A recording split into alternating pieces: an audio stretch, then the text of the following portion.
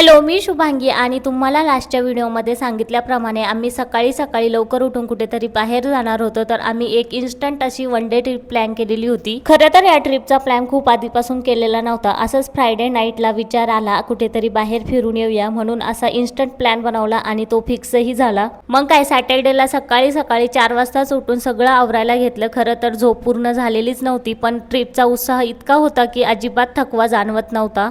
त्यानंतर मग सगळं आवरल्यानंतर आम्ही आणि आमच्या फ्रेंड्सने मिळून पुण्यातून आमच्या प्रवासाची सुरुवात केली। पण आम्ही आणि आमचे फ्रेंड मिळून कुठे चाललो हे अजून मी तुम्हाला सांगणार नाही, थोडासा सस्पेन्स राहू द्या। त्यानंतर मग एका ठिकाणी नाश्ता केला आणि आता तुम्हाला तर कळालंच असेल की आम्ही कुठे आलोय। हो, तर आम्ही आलोय कोल्हापूरमध्ये। आणि तिथे पोहोचल्यानंतर सगळ्यात पहिले आम्ही गेलो दख्खनचा राजा म्हणजे ज्योतिबा मंदिरामध्ये। ज्योतिबा मंदिरामध्ये दर्शन वगैरे घेतलं, थोडा वेळ घालवला आणि तिथलं वातावरण खरंच खूप शांत वाटलं। त्यानंतर आम्ही निघालो आणखी एका खास ठिकाणी जाण्यासाठी, म्हणजेच महालक्ष्मी मंदिरामध्ये जाण्यासाठी। आणि आम्हाला मंदिराच्या आसपास कुठे पार्किंग भेटली नाही, म्हणून आम्ही थोडी गाडी बाहेरच लावली होती आणि चालत आम्ही तिकडे जाण्यासाठी निघालो। रस्त्यात खूप जास्त गरमी झाली होती, म्हणून मस्त कोकम सरबत एन्जॉय केलं। आणि तिथे दर्शनाची लाईन खूप जास्त मोठी होती आणि आमच्याकडे सुद्धा जास्त वेळ नव्हता, म्हणून आम्ही मुख दर्शनच घेतलं। आणि तिथून बाहेर आल्यानंतर आमच्या सोबत एक मजेशीर असा किस्सा घडला। तो बघण्यासाठी तुम्हाला फुल व्हिडिओ बघायला लागेल युट्यूब चॅनलवरती, तर नक्की जाऊन बघा। त्यानंतर मग थोडाफार मंदिराचा परिसर फिरलो आणि तिथे शॉपिंग सुद्धा केली।